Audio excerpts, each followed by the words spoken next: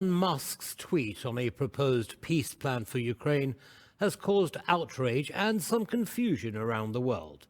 To discuss this and related matters, I'm delighted to welcome Professor Frank Sisson, a historian at the University of Alberta, and Jayson J. Smart, a political analyst in Kyiv. Gentlemen, welcome to TVP World and thank you for taking the time. How is the tweet being interpreted in political circles in Ukraine? Well, obviously, the response has been very negative. It's not popular what he said, and it goes against exactly what Ukraine is fighting for. And unfortunately for Elon Musk, I think that everything he's done for Ukraine, which he has done great things, everything he's done with the satellites, the internet he's brought to Ukraine, has been a game changer in the war. I mean, there's something that I wish to highlight.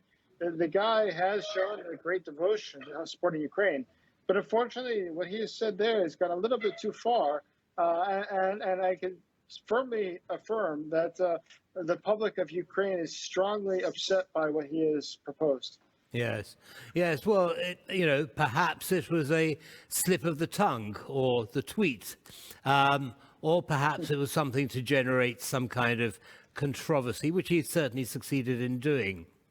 So, Jayson, tell me, do you find that the attitude, because I mean, I remember from my many trips in Ukraine, that there was this general attitude that in the East and South, people were more pro-Russian, Russian was more widely spoken than Ukrainian and so on. Has that attitude changed? Have you found a shift away from that attitude as a result of Russia's invasion? Oh, absolutely. I mean, listen, a couple months before the war began, Lukashenko, president of Belarus, ranked as one of the most popular foreign leaders within Ukraine itself.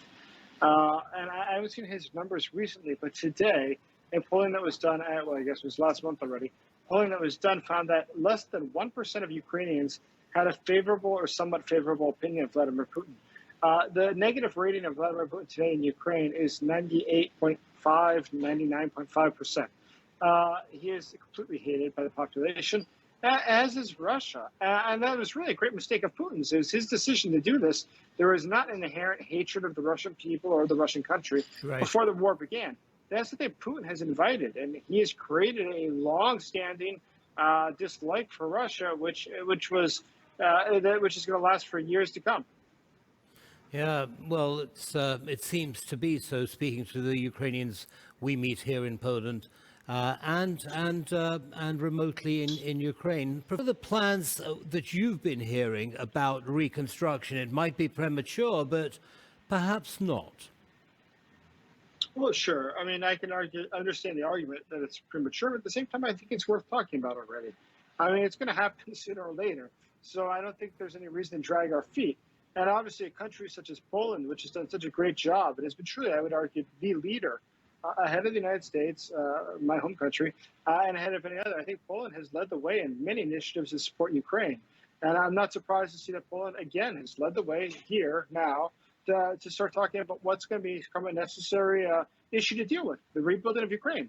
The cost is going to be enormous. As we know, we're talking hundreds of billions of euros at this point. But it's necessary, and we should start grappling with these issues now to make sure that we have a real good game plan together so the day after we finish liberating Ukrainian territories, the wholesale rebuilding of the country can begin. Yes.